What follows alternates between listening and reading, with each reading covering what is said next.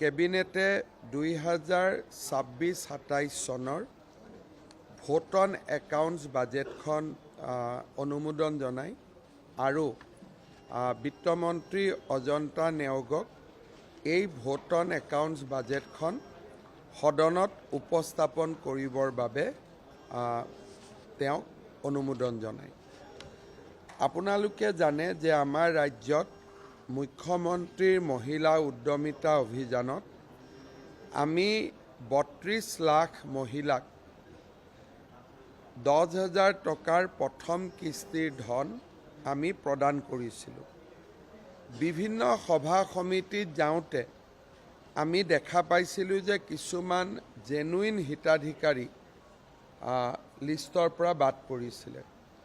আজি কেবিনেটে 32 লাখৰ সংখ্যাটো বঢ়াই নতুনকৈ আৰু 1,03,500 হিতাধিকাৰীক অনুমোদন জনায়।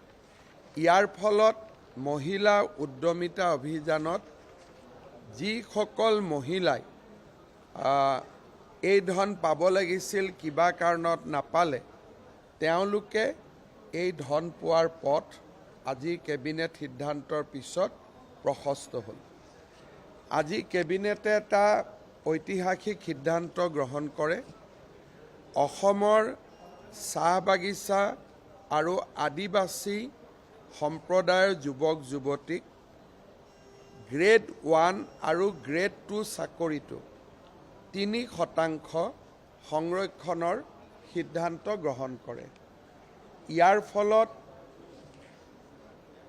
ACS অফিচাৰৰ পৰা APS অফিচাৰৰ পৰা অধ্যাপক অধ্যাপিকালৈকে চাহ বাগিচাৰ শ্ৰমিকৰ সন্তানে 3% ৰিজাৰ্ভেশ্যন পোৱাৰ পথ প্ৰশস্ত হ'ল আৰু অহাবাৰ ACS পৰীক্ষাৰ পৰা এই সিদ্ধান্ত কাৰ্যকৰী হ'ব।